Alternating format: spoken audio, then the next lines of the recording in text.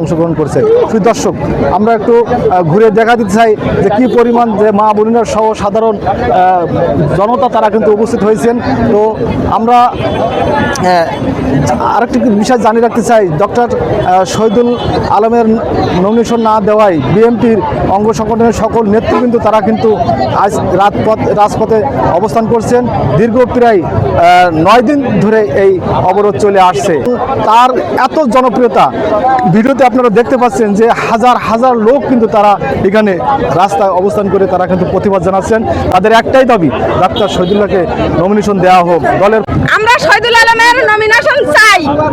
শহীদুল আলম আমাদের জনপ্রিয় নেতা, তার জন্য আমরা এই রাস্তায় নেমেছি। রাস্তায় সে যতক্ষণ নমিনেশন না পাবে আমরা রাস্তা ছাড়বো না। আমরা এখানে নিজেদের স্বার্থের জন্য কখনো আসিনি। তাকে আমরা ভালোবাসি, তাকে আমরা সময়ে অসময়ে দুঃসময়ে তাকে আমরা পাশে পেয়েছি। কাজী আলাউদ্দিন কে, তাকে তো আমরা চিনি না, কখনো দেখিনি। থানার সকল ভোটাররা, গৃহবধূরা আজ রাজপথে নেমেছে শুধু শহীদুল ইসলামের মনোনয়ন ফিরে পাওয়ার জন্য। গৃহবধূরা তাড়াতাড়ি কিন্তু রাস্তায় নামে না, কিন্তু আজ শহীদুল ইসলামের মনোনয়ন নেওয়ার জন্য আমরা গৃহবধূরা সবাই রাজপথে নেমেছি। তার মনোনয়ন ফিরে দিতেই হবে। আমাদের দাবি হলো যে সাতক্ষীরা 3, আশাশুনি, কালীগঞ্জ আংশিক এবং দেবহাটা মিলে এই দীর্ঘ 17টি বছর পোড়া রাজপথে ডাক্তার শহীদুল আলম ভাই আমাদের সুখে দুঃখে নিয়ে এই রাজপথে সময় দিয়েছেন। তাকে বাদ দিয়ে কাজী সাহেবকে যে এখানে নমিনেশন দেওয়া হয়েছে, এটা সাধারণ মানুষ কোনোভাবেই মেনে নিতে আমরা পারি না।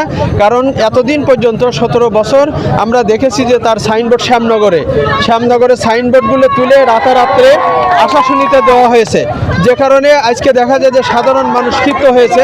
কারণ 17 বছরে আশাশুনিবাসী বা সাতক্ষীরা 3-এর জনগণ তাকে কাছে পায় নাই। আজকে কাছে পেয়েছে কাকে? ডাক্তার শহীদুল আলম ভাইকে। তিনি কে? তিনি গরিবের ডাক্তার। তিনি কে? একবার হত দরিদ্র, যার একটা শাড়ি কেনার টাকা নাই, যার চিকিৎসার টাকা নাই, তাদেরকে বিনা পয়সায়, বিনা টাকায় যে কোনো সিস্টেমে তিনি তাদেরকে চিকিৎসা করে বাড়িতে ফেরত দিয়েছেন। কখনো নিজের গাড়ির টাকা দিয়েও তাদেরকে বাড়ি ফেরত দিয়েছেন। আরেকটি কথা হলো যে সাতক্ষীরা 3 যে ডাক্তার শহীদুল আলম ভাই কাজ করছেন, তাকে এখানে দেওয়া হোক। কাজী আলাউদ্দিন সাহেব ইউপি সদস্য, তারপরে বিএনপির মহিলা দল কালীগঞ্জ থানা। আমরা চাচ্ছি আমরা ভণ্ড কাজীর মনোনয়ন বাতিল করে আমরা ডাক্তার শহীদুল আলমকে চাই। দর্শক, কাজী আলাউদ্দিনের নমিনেশন বাতিল করে ডাক্তার শহীদুল আলমকে নমিনেশন দেওয়ার জন্য এখানকার সাধারণ মানুষ কিন্তু একটাই তাদের দাবি। তারা কিন্তু দীর্ঘ 9 দিন ধরে আজকের এই সমাবেশ প্রতিবাদ তারা কিন্তু চালিয়ে যাচ্ছেন। তাদের একটাই দাবি, যাতে কাজী আলাউদ্দিনকে বাদ দিয়ে ডক্টর শহীদুল আলমকে নমিনেশন দেওয়া হোক, তার ধানের প্রতীক তাকে দেওয়া হোক।